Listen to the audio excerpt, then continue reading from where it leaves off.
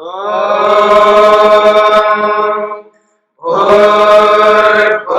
स्वः तत्सवितुर्वरेण्यं भर्गो देवस्य धीमहि धियो यो नः प्रचोदयात्।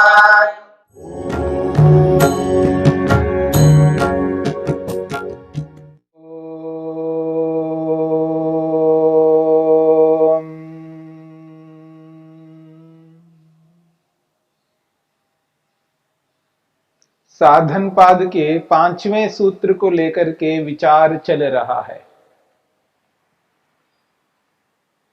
अविद्या के स्वरूप को बताते हुए महर्षि पतंजलि ने स्पष्ट किया है, अनित्या शुचि दुखानात्मसु नित्य शुचि सुखात्म ख्यातिरविद्या।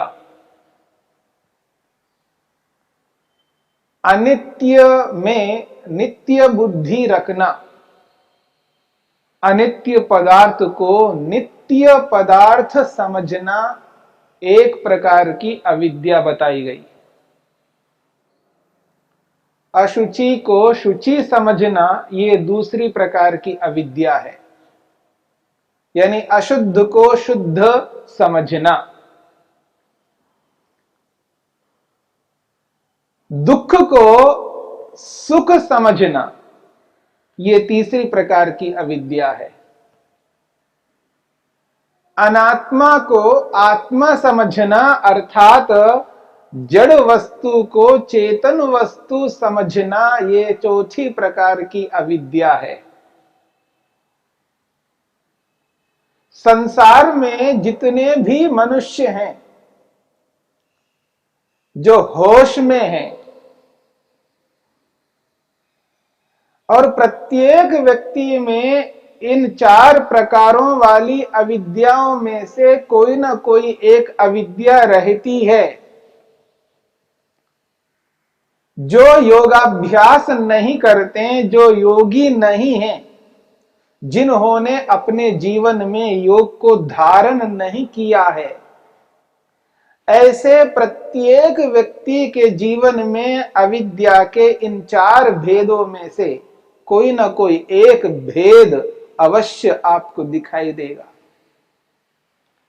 ऐसा नहीं हो सकता कि जिसने योग को अपने जीवन में धारण तो नहीं किया और उसके जीवन में अविद्या ना हो, ये असंभव है, संभव नहीं है। क्योंकि योग यथार्थ को कहते हैं। जो सत्य को सत्य स्वीकार कराने वाले योग को जिसने अपने जीवन में धारण नहीं किया हो, उसके जीवन में अविद्या ना हो, यह नहीं हो सकता। इसलिए प्रत्येक मनुष्य को योग को अपने जीवन में धारण करना है, यानी सत्य को धारण करना है, न्याय को धारण करना है। अहिंसा, सत्य, अस्तेय, ब्रह्मचर्य, अपरिग्रह को जो व्यक्ति अपने जीवन में धारण नहीं कर सकता, वह व्यक्ति कभी भी अविद्या से रहित नहीं हो सकता। अर्थात वह व्यक्ति मूर्खता से, अज्ञानता से युक्त अवश्य रहता है। किसी ना किसी विषय में उसकी मूर्खता, उसकी अज्ञानता अवश्य रहती है। यह अलग बात है कि वो उसको पकड़ता ना हो, उसको ये एहसास, अनुभूति नहीं होती हो कि मैं अविद्या से ग्रस्त हूं, लेकिन अविद्या से ग्रस्त अवश्य रहेगा। इसलिए व्यक्ति अनित्य को नित्य मान बैठता है। अनित्य पदार्थ के नष्ट हो जाने पर, अनित्य पदार्थ के न रहने पर, अनित्य पदार्थ के अंदर ह्रास, कमी आ जाने पर, न्यूनता आ जाने पर, टूट फूटने पर व्यक्ति को बहुत दुख इसलिए होता है क्योंकि उस अनित्य को उसने नित्य मान रखा है। अशुद्ध पदार्थ है, लेकिन ऊपर से ऐसा रेपर लगा हुआ, ऐसी चमड़ी ऊपर से उसको दिखाई दे रही होती है उस शरीर को जो अशुद्ध है, पर उसको शुद्ध इसलिए मानता है क्योंकि वो अविद्या से ग्रस्त है। अशुद्ध को शुद्ध मान बैठा है, इसलिए अशुद्ध शरीर के प्रति व्यक्ति का आकर्षण है। ये जो आकर्षण है वो इसलिए है क्योंकि उसको ये बोध नहीं है, ये उसको ये लगता है ये बहुत पवित्र है, शुद्ध है, निर्मल है, इसलिए आकर्षण है। यही अविद्या है। और दुख को, आश्चर्य की बात है, व्यक्ति दुख को भी सुख मान बैठा है। और इसकी चर्चा महर्षि पतंजलि विस्तार से करेंगे। और अनात्मा जो जड़ वस्तु है उसको चेतन मान बैठा है। जो मन है जड़ वस्तु है, साधन है, उपकरण है। महर्षि वेदव्यास स्पष्ट लिखते हैं, उपकरण साधन है। जो करण के रूप में होता है वो साधन होता है, और करण मात्र, उपकरण मात्र परतंत्र होता है, स्वतंत्र कभी नहीं हो सकता। जो वस्तु स्वतंत्र नहीं है, परतंत्र है, वह व्यक्ति, वह वस्तु कुछ भी अपने आप नहीं कर सकता। वो जो पदार्थ है जो परतंत्र है उसके अंदर स्वतंत्रता है नहीं, अर्थात वो अनात्मा है, वो जड़ वस्तु है। और जड़ वस्तु को व्यक्ति आत्मा मान बैठा है, चेतन मान बैठा है, मन ही सब कुछ करता है ऐसा मान करके चलता है, यही अविद्या है। हां, कोई चेतन व्यक्ति भी समय विशेष में, काल विशेष में, परिस्थिति विशेष में किसी के अधीन हो सकता है, परतंत्र हो सकता है, पर वो सर्वथा सदा के लिए हमेशा परतंत्र कभी नहीं हो सकता। किन्हीं कार्यों को करने के लिए किसी स्थिति विशेष में व्यक्ति परतंत्र हो सकता है, पर जड़ पदार्थ कभी भी स्वतंत्र नहीं रहता, वो सदा परतंत्र ही होता है। और उपकरण मात्र परतंत्र होने के नाते वो चेतन कभी नहीं हो सकता, क्योंकि चेतन स्वतंत्र होता है। तो ऐसे परतंत्र उपकरण रूपी मन को व्यक्ति आत्मा मान रहा है, मन ही कर रहा है ऐसा मानता है, यही अविद्या है।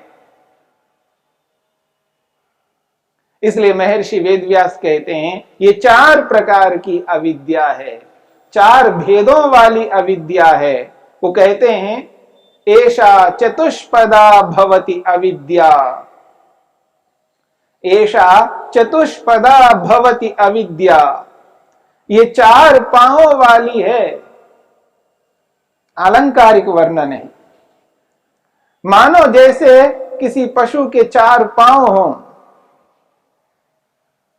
ऐसे ही इस अविद्या के भी 4 पांव हैं। चतुष्पदा, 4 पादों वाली, 4 पांवों वाली, अर्थात 4 विभागों वाली ये अविद्या है। अनित्य को नित्य समझने वाली विद्या अविद्या, अशुद्ध को शुद्ध समझने वाली अविद्या, दुख को सुख समझने वाली अविद्या, जड़ को चेतन समझने वाली अविद्या। इस प्रकार से ये 4 प्रकार की अविद्या है। एषा चतुष्पदा भवति अविद्या। और महर्षि वेदव्यास कहना चाहते हैं मूलम अस्य क्लेश संतानस्य कर्माशयस्य च सविपाकस्य इति। बहुत बड़ी बात कही गई है। मूलम अस्या क्लेश संतानस्य कर्म कर्माशयस्य च सविपाकस्य इति। वो कहते हैं मूलम, ये जो अविद्या है ये मूल है। क्लेश संतानस्य, क्लेश संतति का, जो क्लेश संतति है, क्लेश की जो संतानें हैं, अस्मिता, राग, द्वेष और अभिनिवेश रूपी ये जो क्लेश संतान हैं, ये अविद्या की संतानें हैं। ये अविद्या एक प्रकार से मां है, जननी है, उत्पादिका है, अस्मिता को उत्पन्न करने वाली है अविद्या, राग को, द्वेष को, अभिनिवेश को उत्पन्न करने वाली अविद्या है, प्रसव भूमि है, ये उत्पत्ति स्थान है। इसलिए कहा जा रहा है मूलम अस्य क्लेश संतानस्य, ये जो क्लेश रूपी संतानें हैं इसका वो मूल है, आधार है। कर्माशयस्य च सविपाकस्य इति, जो फल देने वाले कर्माशय हैं, जो भी फल देने वाले कर्माशय हैं, उन सब कर्माशयों का ये मूल है। अर्थात जो भी हमने कर्म किए हैं और आज जो कर्म करते जा रहे हैं, इन कर्मों का मूल यही क्लेश है, अविद्या है। ये अविद्या मूल है। अविद्या के होने पर ही हम कर्म करते हैं जिनका फल मिलता है।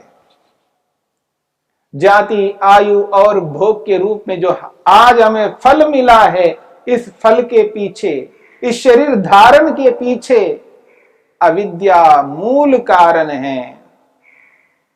यहां पर कहा मूलम, ये मूल है। आज जो मेरे मन के अंदर अदृष्ट बना हुआ है, धर्माधर्म बना हुआ है, वो धर्माधर्म इसलिए बना हुआ है क्योंकि उसके पीछे मूल रूप में अविद्या कारण है। और जब तक ये अविद्या मेरे मन के अंदर विद्यमान है, मेरी बुद्धि में जब तक ये विद्यमान है, मेरे जीवन में जब तक ये अविद्या रहेगी, तब तक मैं इसी प्रकार के कर्म करता ही जाऊंगा और जाति, आयु, भोग को प्राप्त करता रहूंगा। इस दुख सागर से कभी छुटकारा नहीं पा सकता। इसलिए कहा अविद्या मूलम, ये अविद्या मूल है।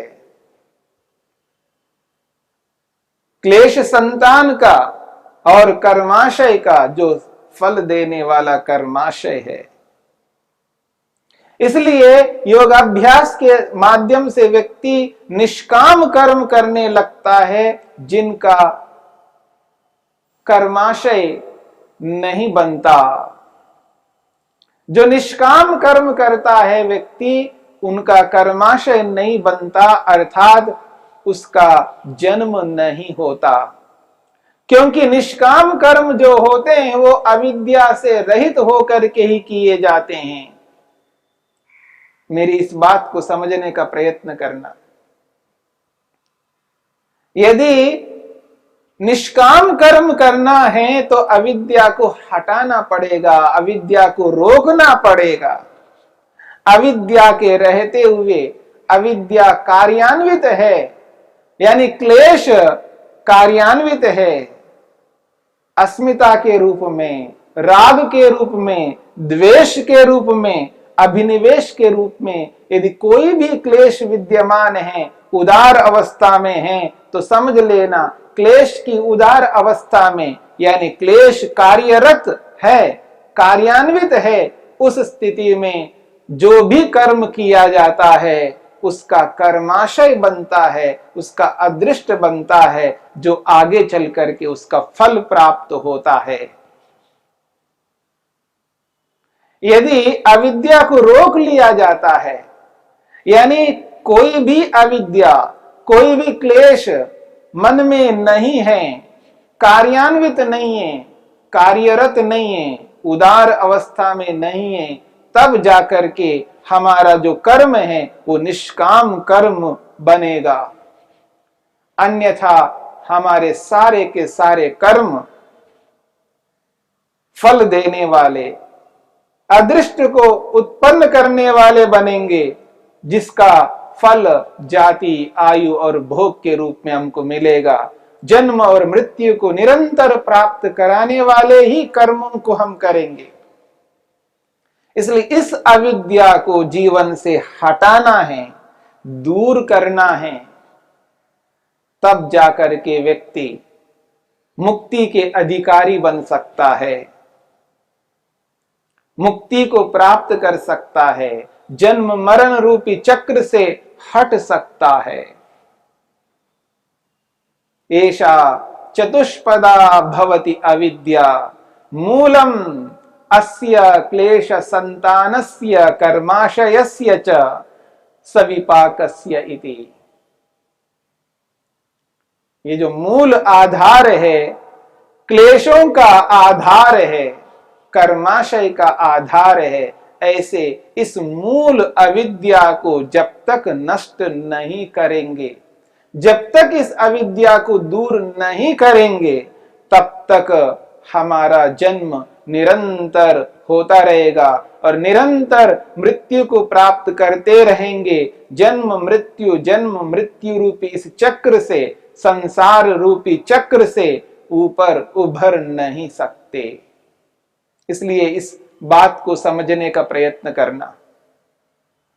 इस अविद्या को जब तक अपने जीवन में बनाए रखेंगे, तब तक व्यक्ति निष्काम कर्मों की ओर प्रवृत्त नहीं हो सकता। इसलिए व्यक्ति को इस अविद्या को रोकना है, और इस अविद्या को रोकने के लिए क्रिया योग को अपनाना है।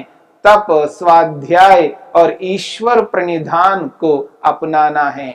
तप, स्वाध्याय, ईश्वर प्रणिधान रूपी क्रिया योग के माध्यम से ही व्यक्ति इस अविद्या को कमजोर बना सकता है, निर्बल बना सकता है, कार्य करने में असमर्थ बना सकता है, प्रसुप्त की स्थिति में ले जा सकता है।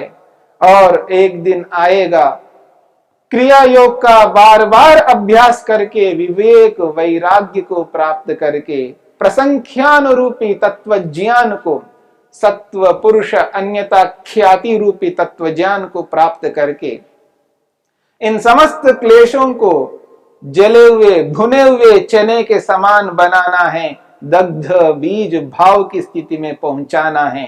तब जाकर के हम मुक्ति के अधिकारी बन सकते हैं। ये 4 प्रकार की जो अविद्या है, इस अविद्या को समझना है। जब कभी व्यवहार करते समय, जिस किसी भी वस्तु के साथ व्यवहार करते समय, ये अनुभव करना है, ये अनित्य है या नित्य है, ये शुद्ध है या अशुद्ध है, ये दुख है या सुख है, ये जड़ है या चेतन है।